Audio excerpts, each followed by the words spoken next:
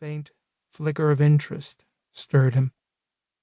That was out of the normal pattern, and anything that broke the pattern was to be treasured. They had had one of the bad storms only 2 days ago.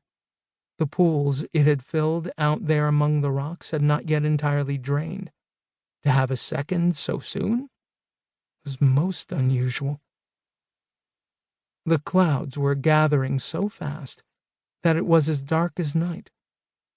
The lights in the corners of his cell came on, though they usually did not in storm time. He stayed by the window slit, though the aspect outside was threatening. Somehow the fear it caused sharpened his mind. There had been many storms. Wind, hail, pouring rain had done no harm to the building. Why should he feel apprehensive this time?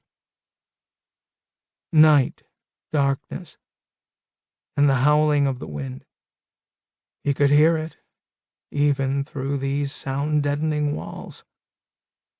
He put his hands flat against the window pane and felt a vibration of force. Solid and secure as the building was, the storm was striking at it with no ordinary power. Now the lightning began, and the flashes were such that he was driven from his viewpoint. His hands over his eyes. He stumbled to his bed, crouched there, his head down on his upthrust knees, his hands over his ears.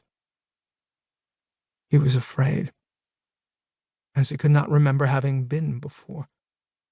This storm was such fury unleashed that he could only cower. There was a great burst of light. Then, nothing. Imperial Prince Andus sat up to stare about him dazedly. His head spun.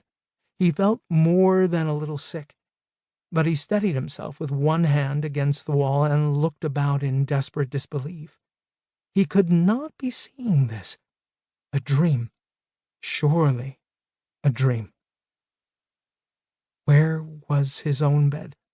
There should have been 4 posts of caldron golden marble, each carven into a lusceth with wings outstretched, and over his head the imperial demi-crown of precious Demarian wood interset with the 5 gems. The walls.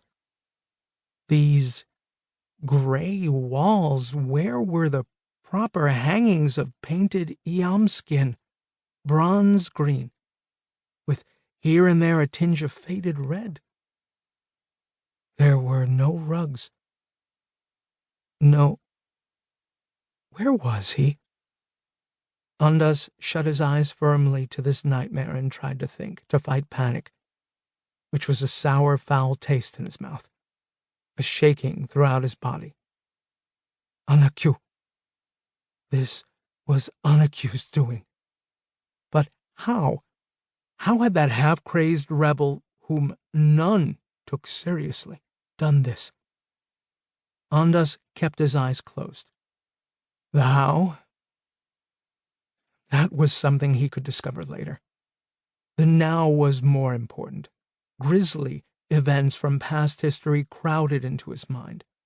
A montage of all the horror tapes one could imagine. Palace intrigues. He had heard of those, but only in the past. Such things did not happen nowadays. They could not. Why, no one with any sense listened to Anakyu's ravings. His right to the throne was non-existent, coming as he did from the illegitimate lines both long discounted. Cautiously, Andus opened his eyes again and forced himself to study what lay about him.